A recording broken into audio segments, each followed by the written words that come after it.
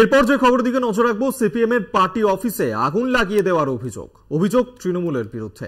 এই ঘটনা ঘটেছে বরানগরের নপাড়াতে। সেখানেই সিপিএম এর পার্টি অফিসে আগুন ধরিয়ে দেওয়া হয়। আগুন ধরিয়ে দেওয়ার ঘটনাকে কেন্দ্র করেই উত্তপ্ত হয়ে ওঠে সেখানকার পরিস্থিতি এবং সিপিএম এর তরফে অভিযোগ করা হচ্ছে যে তৃণমূলের কর্মী সমর্থকরাই এই ঘটনা ঘটিয়েছে। সিপিএম এর পার্টি অফিসে গিয়ে তারা আগুন ধরিয়ে দিয়েছে এবং বরানগরের নপাড়াতে এই ঘটনাকে কেন্দ্র করেই উত্তেজনা ছড়ায় এলাকায়। সেই ছবি এই মুহূর্তে দেখাচ্ছি আপনাদের, যেখানে সিপিএম এর পার্টি অফিস সেখানেই আগুন ধরিয়ে দেওয়া হয়েছে। তৃণমূলের বিরুদ্ধে এই অভিযোগ আনা হয়েছে এবং বরানগরের নপাড়ায় এই ঘটনাকে কেন্দ্র করেই উত্তপ্ত হয়ে ওঠে সেখানকার পরিস্থিতি।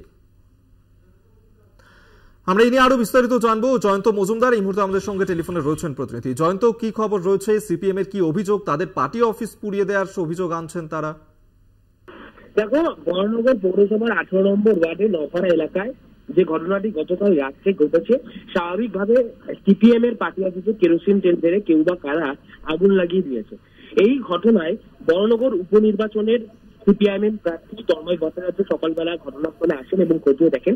তিনি স্পষ্টত দাবি করেছেন 18 নম্বর ওয়ার্ডের যিনি কাউন্সিলর, তার যে অনুগামীরা যারা ছিলেন তৃণমূল কংগ্রেস আশ্রিত দুষ্কৃতী, তাদের এইসব কর্মকাণ্ড। ঘটনাটি ঘটেছিল গতকাল রাত্রিবেলা ভোর রাতে। সেই সময় দুজন দম্পতি তারা কাজ থেকে ফিরে বাড়ির দিকে যখন আসছিলেন, সেই সময় দেখেন যে সিপিএম ওই পার্টি অফিস দাউ দাউ করে আগুনে জ্বলছে এবং সেই সময় তারা খবর দেয় স্থানীয়দের এবং তারপর স্থানীয়রা ছুটে আসে, জল ঢেলে সেই আগুনকে নিভিয়ে দেয়।